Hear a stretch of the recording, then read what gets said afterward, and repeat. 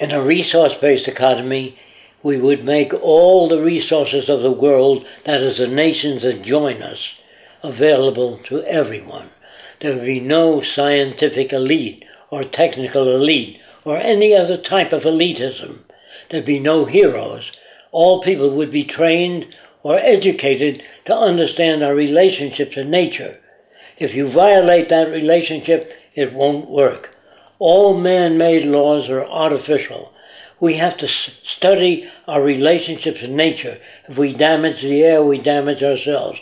If we damage the oceans, we damage ourselves. If we cut down the forest, we damage our ability to maintain health. So I would say that the history of civilization is a ruthless history of men killing other men for no other reason than your God is different than mine. And they kill and murder and torture, always the same story. The history of civilization is the history of ignorance. And I would say every university in America, although better equipped than they've ever been in the past, our wars are getting worse. The bombs today are thousands of times more devastating than the bombs of the past. So what good is all this technology if you don't have the wisdom to use it to enhance the lives of everybody? Anything less than that will not work. Trying to patch up this system is artificial. It's crude, it's vulgar, it is old, it doesn't have any answers. As long as the monetary system survives, you're going to have problems. With money, yes, it does produce incentive. It also produces incentive for corruption, embezzlement, and also taking care of your friends and taking care of yourself. When people seek advantage by money, you can't have a decent world. When you have wars and people make millions of dollars selling submarines, I'm talking about billions of dollars, and aircraft carriers, then war becomes a terrific business. It's really a racket. When they conscript a person to offer their lives to defend this country, they should conscript all the war industries so no one makes a buck out of war. Then it's real. I've never known a war of that kind. Jacque, can you describe what your future would be like? The future? People would study whatever they wanted to study.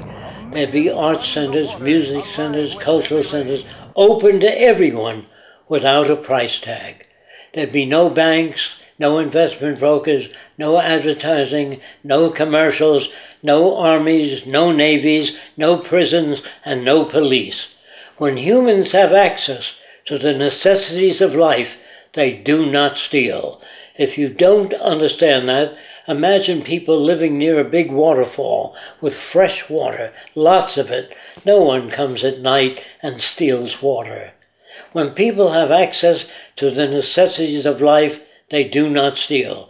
This system is one of increasing debt, human suffering, and also freedom. The word freedom means you're responsible for whatever you do. I say that people are not responsible. I feel that if normal people were raised as babies by the headhunters of the Amazon, they would be headhunters. If you took a Jewish baby and raised him in Nazi Germany by a Nazi family, he would be a Nazi. That people reflect their culture. If you don't understand that, people raised in Italy speak and use their hands when they speak. Same in France. Come on, eat, it's a good food.